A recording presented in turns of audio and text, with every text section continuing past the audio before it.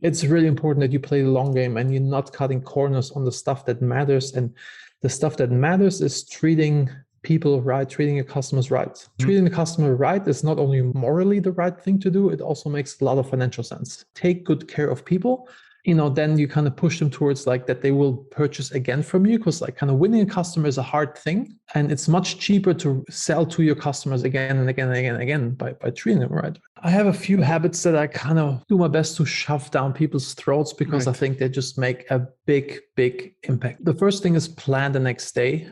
Kind of like before you go to bed, figure out what are the things that you really want to accomplish the next day so you can hit the ground running. Our guest today, David Henzel, is a podcast host and a serial entrepreneur with a wide portfolio of online businesses. Just to name a few, David is a founder of App Coach, which is a platform for coaches, LTV Plus, which is a solution for e-commerce store owners, Shortlist.io, which is an SEO agency, and a few more businesses. David is also the founder of Managing Happiness, which is a peak performance group coaching platform. Our conversation was super interesting and pretty broad. Some of the topics we covered were how to turn customers into advocates, how to form the right company culture for your e-commerce business, core values and their importance in running a business, advice for playing the long-term game, and much more. I'm sure you'll enjoy this conversation. It contained a lot of wisdom and a lot of holistic advice that every entrepreneur can implement in his life and in his businesses.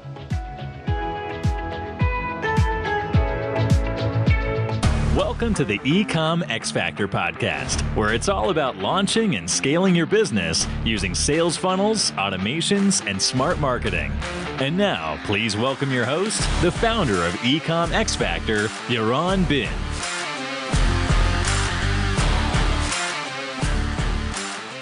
Hi, David. How are you? Hey, man. I'm doing awesome. Thank you for having me on the show. My pleasure. And we already spent like 15 minutes before going live, and it was so much fun.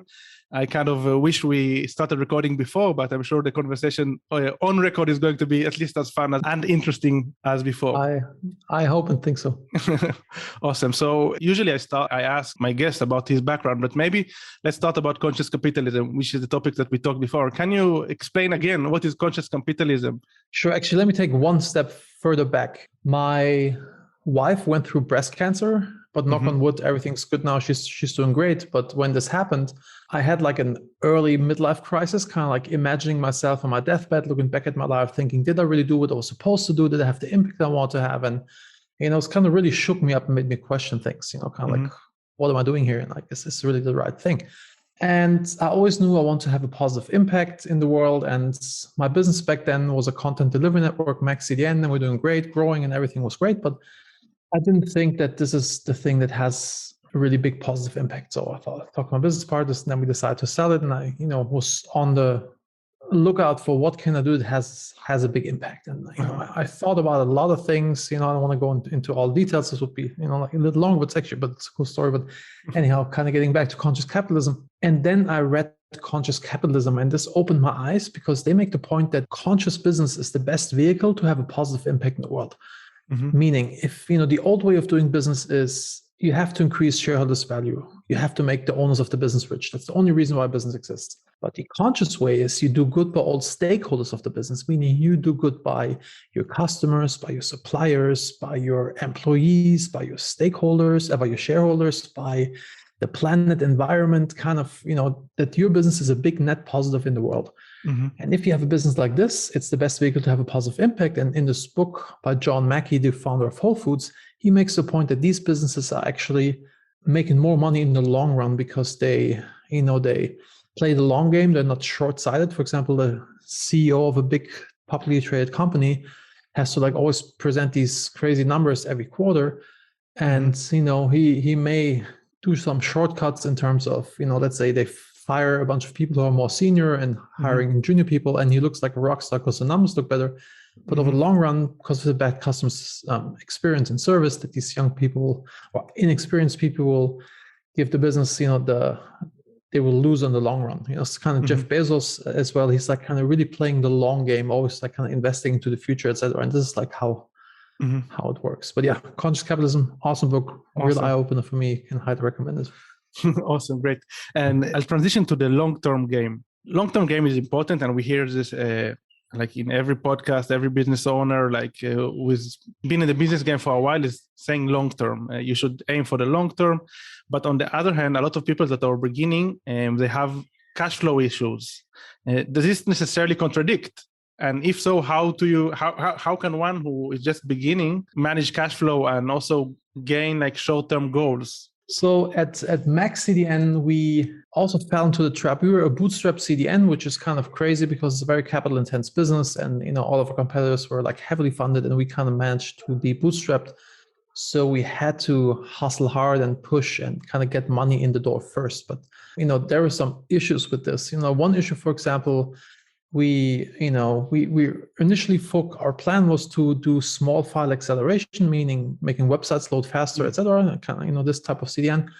And this is how everything was built for us. But we got so many leads for live streaming, and we thought like, oh, there must be this big business opportunity in live streaming. And we kind of like shifted everything over to live streaming, and we really shot ourselves in the foot because we were not able to provide a really good service. It was like a ton of work, ton of support, ton of like headache for our tech team, and the customers were also not really happy, etc. So, it definitely will hurt you in the long run, if you're not really focused on the main thing. Because like, if you make these short-term moves, they can bring you into certain directions that you have a lot of technical debt in the long run, So it's and it's always better when right now with UpCoach, one of our businesses, we really took our sweet time to really build the platform as solid as possible. So we got like 100 customers in, a little over 100 coaches. So it's a platform for coaches, providing the backend for a coaching business, so you can provide a better experience and better results to your customers and have like a CRM in the background and And we just got enough people in so we can have enough people to test stuff with. But from these learnings, we kind of changed so much about the platform. If you would have done this in running with a lot of customers, this would have been an absolute nightmare because, kind of migrating things over is a lot of headache, but kind of like your podcast is focused on ecom, right? So I should probably not, I have a portfolio of businesses, so I have like a very broad, experience, but we can also talk, focus more on the ecom space. Kind of like short-term thinking ecom is like not treating your customers right, cutting some corners in terms of quality of the product, in terms of not treating your staff right. And this kind of always bites you in the end because there's like this pyramid or this funnel in terms of how a purchase is made, right? So for example, first, there's the awareness phase and, kind of people become aware of the product, then it's the consideration phase, then it's the buying intent phase, and then they purchase, or sign on a dotted line. And most companies, this kind of funnel goes like this, and then it opens up again after this dotted line. Most people think, okay, we give them a little bit of support and then that's it. Or, maybe some people don't even care about that, right? And then some people know, okay, if I push this a little further, then they become sticky customers that kind of want to repurchase from you. And some people push it even a little further and they turn these customers into advocates. And if you turn these customers into advocates, then you have built a business machine that can always beat the competition because you can spend more for acquiring customers because everybody you put in stays, buys from you again, and also tells their friends, and if a happy customer tells their friends, an unhappy customer tells the world, in our social media days, it's very easy to bitch about another product. Yeah. So it's really important that you play the long game and you're not cutting corners on the stuff that matters. And the stuff that matters is treating people right, treating your customers right. Treating the customer right is not only morally the right thing to do, it also makes a lot of financial sense. This is kind of like for sure. And from a tactical standpoint, or if we zoom in for a second about over-delivering and creating these advocates. So based on your experience, what seemed to work cross-border in your e-commerce businesses, or even in your business in general? When I say over-delivery, what comes to your mind? Okay, so I had an e-commerce business in Germany in the early days of e-com. This was, around 2000 it started. It's like, I'm old, see, I have gray hair in my beard. I've been doing this for a while. And we did a few things that, first of all, we sold nargile, hookah, shisha, like Arabic water pipes, and we grew very fast because everybody in the business did not have proper pictures back then. And everybody in the business did not have a proper service, kind of like good communication, fast responses. Like one thing is like if a customer writes you an email asking like, hey, is this thing available in green as well? If you respond within 5 minutes, you have the sale guaranteed, given the answer is yes. If you wait 10 hours, 12 hours, he found something else and he purchased somewhere else. It's like this is like one area where it really makes sense to provide a great customer experience. Then once the customer orders, if they have like, keep them updated, like here's your tracking number, the things like pack stuff properly, make sure it gets there. If something breaks, be generous in terms of replacing it, like take good care of people. Then you kind of push them towards like that they will purchase again from you, because like kind of winning a customer is a hard thing, and it's much cheaper to sell to your customers again and again and again and again by treating them right. We pushed them back then, this business, to the advocate level, because in every order we shipped, we added a lighter, a very high quality lighter with the logo and the name of the store that we had. And this is like very contextual, because they smoke hookah and you need a lighter to do this. And then they see it, the friends that's like, hey, what's this thing? And then like, oh yeah, this is where we bought these hookahs, awesome store, awesome service, la. And then, we got a random order from like some random zip code in Bavaria. And all of a sudden from this random zip code, we get like a bunch of more orders, so it's always been working really well. So yeah, taking good care of people in the long game in this regard. As the business leader, and we talked about it, that we might raise this topic in the conversation. So how do you also create this mindset within your organization? Because it's one thing to understand it and add like a complementary product to the product, like sending out also the lighters. But how do you also create this mindset within the whole organization? The customer support team has to live by this mantra, and also the shipping, the packaging people, like everybody is supposed to live by this mantra. So can you share maybe some tips in regards to... Sure. I can talk about this at length. So it kind of goes down. Breaks down to building a right culture, a customer success minded culture. And can start very early on, like even in your ad that you put out there. If you want to hire somebody, kind of include this, and on our contracts, we have our core values is the last page of our contracts that people have to initial next to each core value. One of them is like, customer success. We do everything to make a customer successful, that they kind of really know like this is the name of the game. Once people come in, every month we do like a call with the new hires, and we kind of go over our mission, vision, values, and we tell core value stories on how one of our employees displayed or lived this core value by doing XYZ, so people can kind of relate to this. Right? And so it's kind of like really drilling or hammering these mission, vision, values and this customer success mindset into your people's heads. And we also have an error log where we list all of our errors, all of our complaints, etc. And then with the management team, we talk about each individual case and figuring out like which process, which standard operating procedure can we improve so this never happens again. Right. So we're kind of like a self-healing machine, and we address always these things to kind of see patterns, what's happening. Like this product always breaks, kind of, since we use this new packaging material, we have higher breakage or whatever. Another thing you can do is NPS, stands for Net Promoter Score, which is a scoring system from 0 to 10. If 0 basically you ask your customer automated after the package has arrived, how would you rate your experience working with us from 0 to 10? 0 is like, detractors, they hate you. 10 is like, they love you. And you can kind of calculate the NPS, Net Promoter Score, out of this. And then you can really see, like, if you slice and dice this down, this person, the packages that Steven always packages, these customers have a high NPS, versus the ones from Mike, they have a low NPS. Customers who buy from this supplier, they give a high NPS, low NPS. You kind of really get like, it's like X-ray for your business to see like who is working well, or like if they ship with this shipping provider, it's great. With that shipping provider, it's not so great. So you can kind of like really get deep insights. Oh, by the way, after you ask them from 0 to 10, how would you rate us? It asks them like, why did you rate us this way? So people have the chance to tell you what's wrong or what's right with your business. So, and kind of from these learnings, you can kind of like create this culture of customer success focused.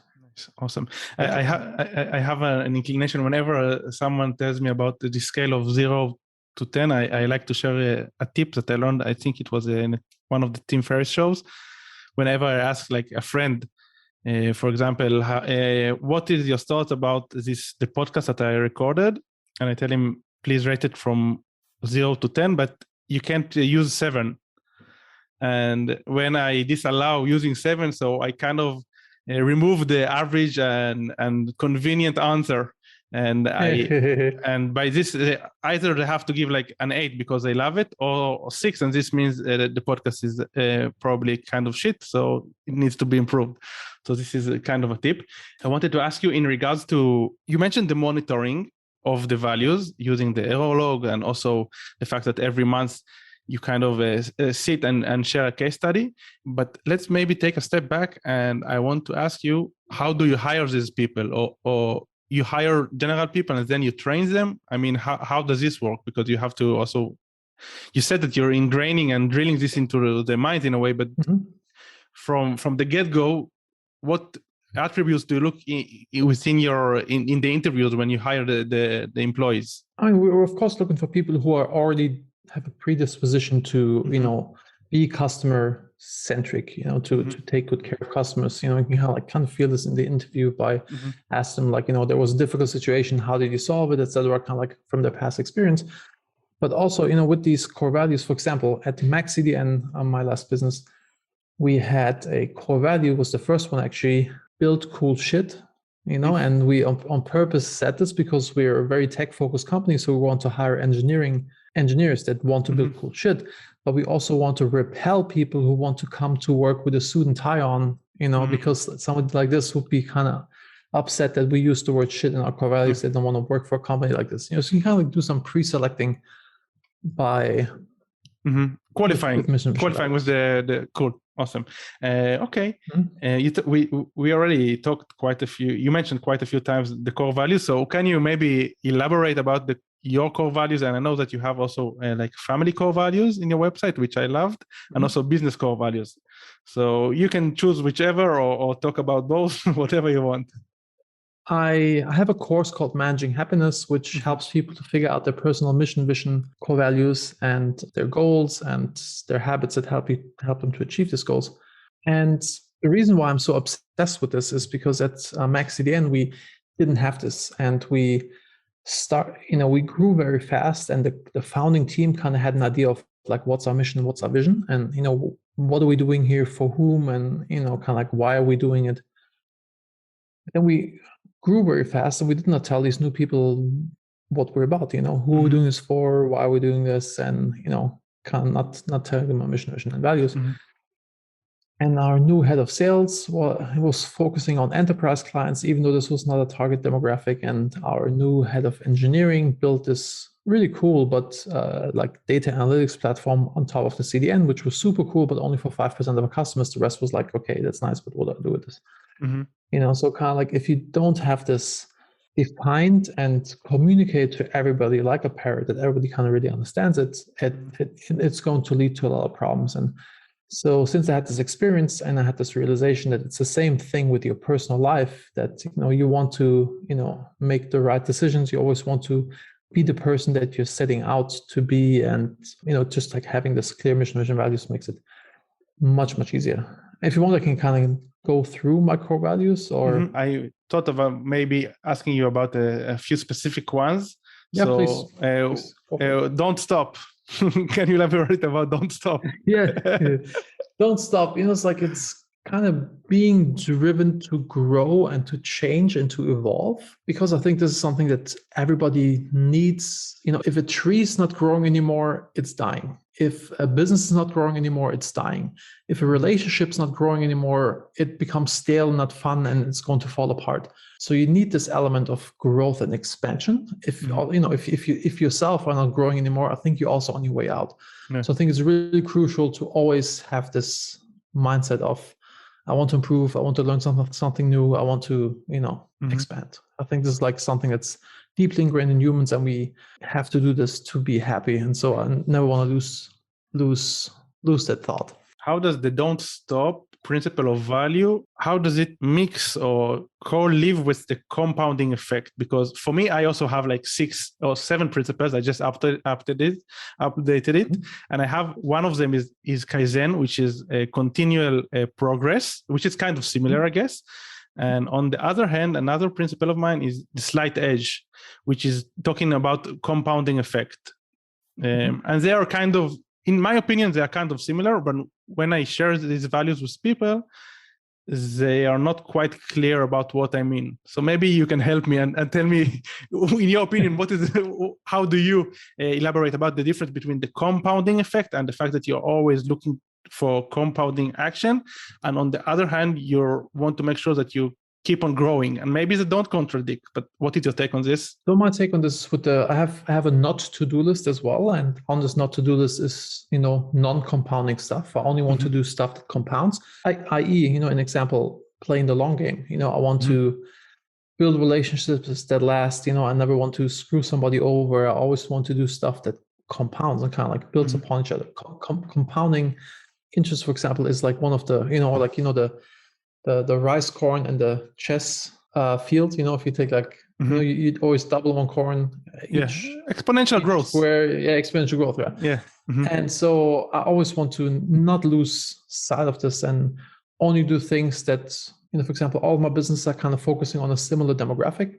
So we have like this synergy effect and compounding effect. And I never want to play the short game in terms of making decisions that only bring me ahead, like now or tomorrow, etc. I always want to keep the big picture in mind then. Cool. And how often do you update these, or you don't update these values? So the values, for example, we have in one of my businesses, we have a lot of people in the Philippines, and they're really amazing. They do exceptional work. We love working with them. But one area where we always struggle with them is being proactive. Kind of like that. And so we add this core value of wording of this core value, because with core values, I like to have like a short, like 2 or 3 word thingy, and then a description of it. So, quick favor, guys. If you enjoy these shows and have been a listener for quite some time now, we would really appreciate it if you could take the time to give us a review on iTunes, Stitcher, or whatever your preferred podcast app may be. Having lots of ratings and audience feedback makes our show become more visible across multiple platforms. And it also supports our mission of helping as many people as possible to become better marketers and better entrepreneurs. So if you're not driving and it wouldn't be dangerous, pause this thing right now and give us an honest review over your podcast app, and we will love you even more than we already do. Thank you for taking the time, and I hope you enjoyed the show. The Core Values Initiative, we do not hesitate in taking responsibility and improving what can be improved. So kind of like if you see something that could be better, just speak up. You're not stepping on anybody's toes. It's cool. We want to always improve and learn and grow. And so if there's a need, we of course update them and add them in. It's like always the things that we have problems with, or things that we want to aspire to, or things that we don't want to change. I think this is like how I see core values. Cool. And you also have the beliefs, which we kind of covered a few of them already, but can you share a bit about the law of attraction? This conversation is so broad, but I enjoy it, and I just picking your brain, and we're not focusing on e-commerce anymore. Really cool. But to be honest, leadership and business and entrepreneurship, they all are kind of similar. And in my opinion, if you want to run a successful e-commerce store or a marketing agency or CRO or whatever, you have to really have these core values and understand some of the concepts that we're talking about. So for me, it's fun. So and you have to personally grow as well. This is something to see. And with MaxDN, which grew very fast, I personally had to kind of grow with it, because otherwise the business outgrows you, and you kind of get ousted. But yeah, it's really important to personally grow. So I think the law of attraction exists. Law of attraction, like basic, is what you think about mostly you will attract into your life.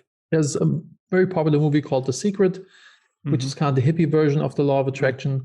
It's definitely good, and it's kind of like having your emotions as the barometer. If you're like thinking about the right things or not, if you feel good about it, like it's okay. If you don't feel good about it, take a step back. Like, why don't I feel good about this? And then you have this as your barometer. I got it from Napoleon Hill. For those of you not familiar with Napoleon Hill, he lived in the early 1900s, and he worked with the most successful people of his time: Dale Carnegie, Henry Ford, Rockefeller, etc. And he studied these people and worked very close with them to figure out what are these people doing, thinking, that are super successful versus people who are not successful. He, defined these things, kind of like envisioning your future, envisioning what you want to achieve, and then these things can materialize in the physical world. Sounds super hippie, but there's definitely I've experienced that it just works that way. This is how the world works. Do you mind sharing an example, if not too personal? No, I mean, for example, I have a vision board where I kind of put things on that I want to achieve, and I'm living in a house that looks very, very similar to the one that I had on. I just found this out like a year ago when I looked on, I checked out the vision board that I made in 2004. It's kind of very similar from the shape and the color and the pool, how it's situated next to each other. It's very, very close to it. It's super far out there, but since we already went there, even though people think I'm crazy, but I'll share it anyway. So I read this book called The Law of Attraction by Jerry and Esther Hicks. And this is like, it's super hippie, but I could sign everything that this is how I have experienced that the law of attraction works. But there was one thing in there that really bothered me because I'm a German engineer by trade, and they like the source where they had this information from is they say they talk to non-physical beings that tell them the stuff, It's like, okay, guys, like just, you could have left this shit out, the book would have been way, way better for me. And so I was at a mastermind in Cabo in Mexico, and I was driving to the airport, finishing this audiobook on the way to the airport. And then I was contemplating about this thing that I just shared, it's like, why didn't they leave this out? And I'm sitting next to a woman and she sees a picture of my daughter on my phone. She's like, oh, cute kid. And it's like, yeah, we start talking. It's like, yeah, you have kids as well? Like, yeah, too, blah, blah. And someone asked her, what is your husband doing? It's like, oh, we got divorced. I went through a very terrible divorce. And she tells me I was so lost that I sat down and meditated and I asked for help. And this woman appeared in my head, said, my name is Yolanda. And Yolanda told her to XYZ. And then she did XYZ. And then within 20 days, like everything was kind of solved. And I'm thinking like, what the heck? I'm sitting here contemplating about like talking to non-physical beings. That is like the stupidest thing on the planet. And then this woman that I have never met before tells me something so personal, so private, and so weird. Like while I'm thinking about this, it's like, which kind of draw me. I never talk to non-physical beings. I can't prove that this exists, but just kind of made me realize or think about like, there's things out there in the world that we don't understand yet or don't understand. And I don't think I'm intelligent enough or to I think it would be stupid to make like, oh no, this can exist, this doesn't exist. So I'm just like going with the flow and do the stuff that has been working for me in terms of visualizing things that I want to achieve and being in a positive mindset, watching my emotions. Do I feel good about this or not?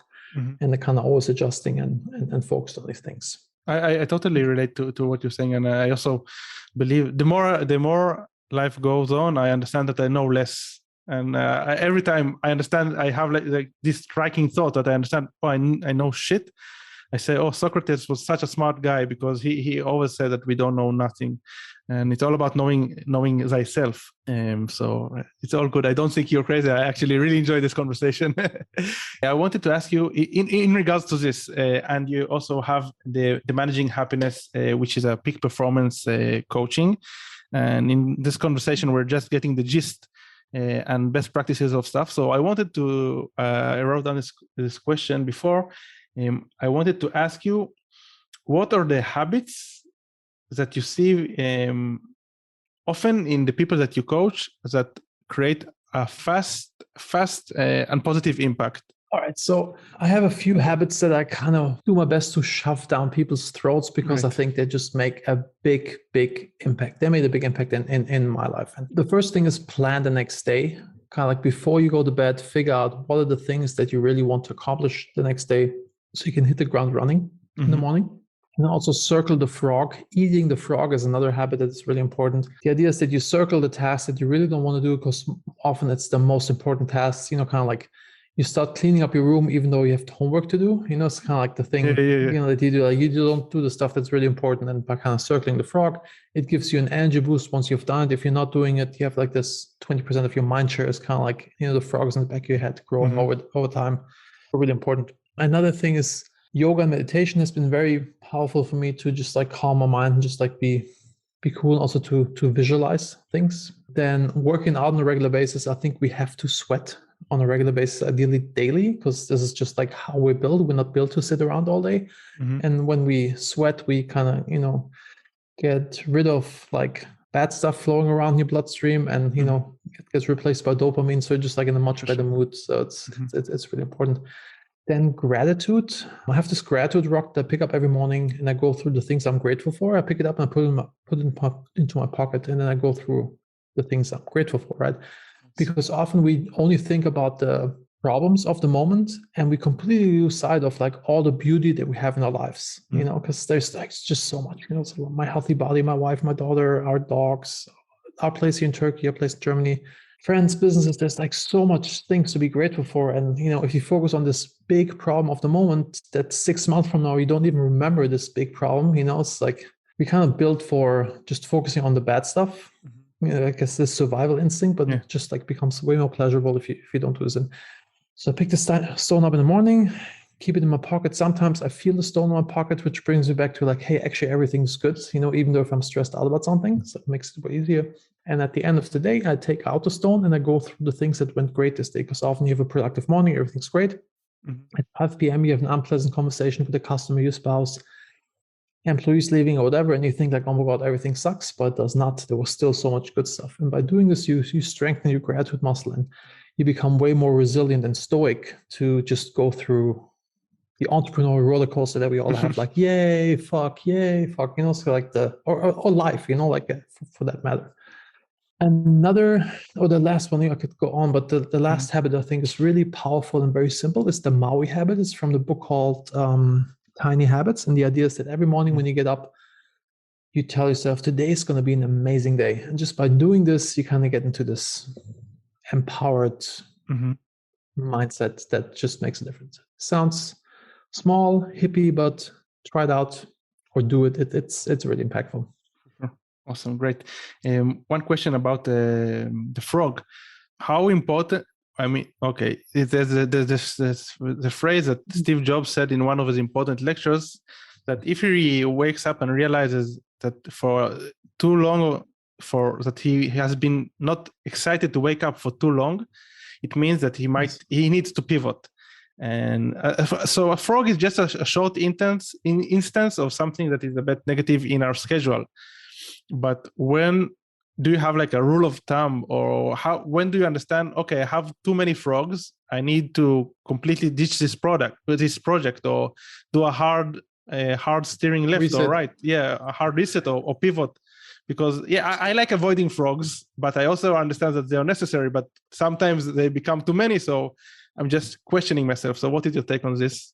So actually, I forgot one important habit that I have, which is the canary in the coal mine. You know, canaries in the coal mine, they had them back in the days, you know, because the canary becomes unconscious if there's too much, like not enough oxygen or whatever in there. Nice. So it's like the early warning sign.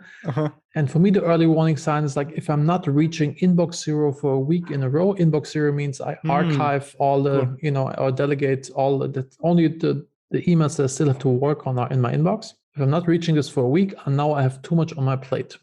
Nice. Right. And, or, you know, then often, you know, then I start prolong this. I stop doing my morning workouts, you know, I stop doing meditation, kind of like, and everything kind of falls apart. Yeah.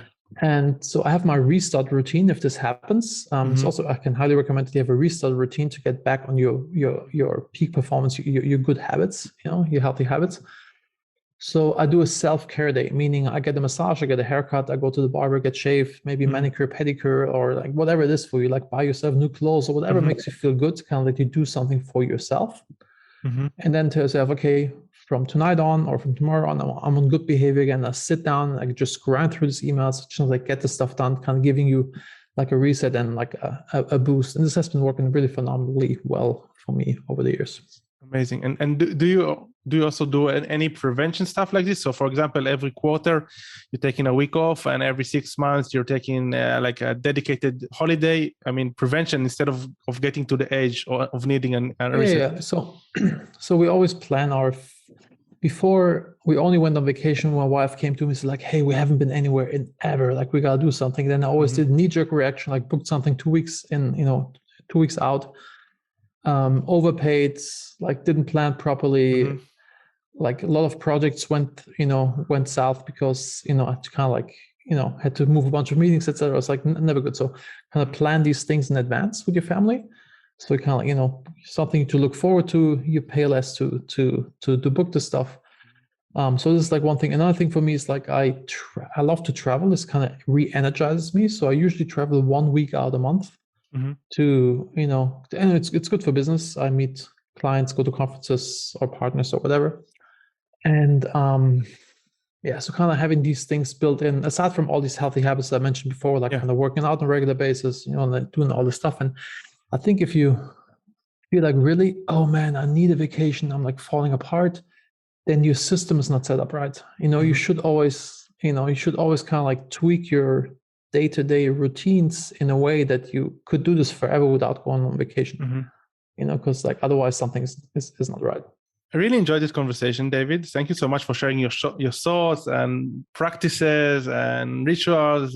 Very interesting and very insightful. Is there anything that I forgot to ask or anything that you would like to mention before we say farewell? Yes. Awesome. Yes.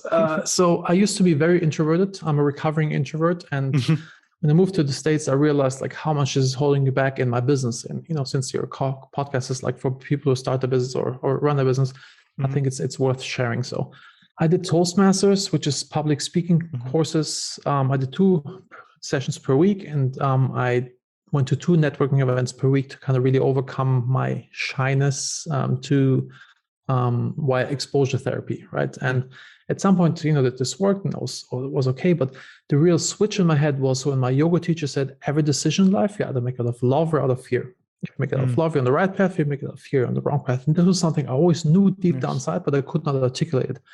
So, and this kind of is my mantra, and this kind of works for all areas of my life. Let's say sales. Let's say LTV Plus is one of my businesses, which we provide live chat agents, support agents, kind of inbox zero for your help desk, for e-commerce and SaaS businesses. If I know that this product can really help you, then, I can even say like, hey man, freaking buy this, it's going to be really good for you. And before I used to hate sales with a passion because I always felt like a used car salesman. But if I sell out of love because I know that this product or service that we provide can really help you, then I can even be a pushy sales guy, because I want to enrich your life, also playing the long game again. Versus if I sell out of fear, I sell because I have to pay my mortgage, I have to, hit my numbers, etc. And I can't sell, it's just like, it feels, you also feel that this is coming from a place of fear and have your best interest at heart. And so it doesn't work anymore, so when you build your products, dealing with people, with employees, etc., always act out of love, not fear, and you'll be on the right path. Or public speaking or being on podcasts, I would have preferred to shoot myself in the face versus standing on stage, speaking in front of 500 people. But now if I do this out of love, because I think like, hey, what I have to share here can help you in your life or in your business or whatever, then I can give a good presentation. But if I think about me, if I make it about myself and I get full of fear, thinking like, do they think I have a weird German accent? Do they think I look weird? Do they think what I'm saying is stupid? Do they think what I'm saying is weird? I shared a bunch of weird stuff today on this show, right? Then I can't give a presentation because I'm full of fear. But if you turn around and you act out of love, everything flows. So that's my hippie message to all you. Awesome. Act out of love, not fear. It makes a big impact in business as well. Awesome. Great. I'm wondering if we should end on this beautiful note or ask you where can people reach out and hear more about your businesses? So you can go to HowWeSolve.com, which is my portfolio company for most of my businesses, and to DavidHenzel.com or Henzel.com, where you can find out a little bit more about myself. Upcoach.com is my coaching software, but I think the relevant businesses for this audience is LTV Plus, which is live chat and support agents for ecom businesses, and TaskDrive, where we do lead research in case you do cold outbound. So yeah, and if you want to reach out to me, just connect with me on LinkedIn, but mention that you heard me on this podcast. Otherwise, if you just like send a connection request, I may not accept it because I'm getting spammed a lot. So awesome. Yeah, and we'll share the links to all the relevant links in the show notes. Sell from love, not out of fear. What a beautiful note. Thank you so much. Thanks for having me, man. Take care.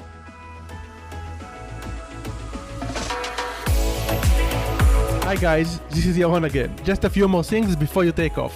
Number 1, if you want to learn more about e-commerce and marketing, make sure you check out our YouTube channel, which is called EcomXFactor Official. Number 2, check out our Facebook group, which is called EcomXFactor Marketing and E-commerce Mastermind. This is a great place to ask questions and connect with other business owners. And last but not least, if you enjoyed this episode, please make sure to share it with your friends and colleagues, plus leave a review at your favorite podcast app.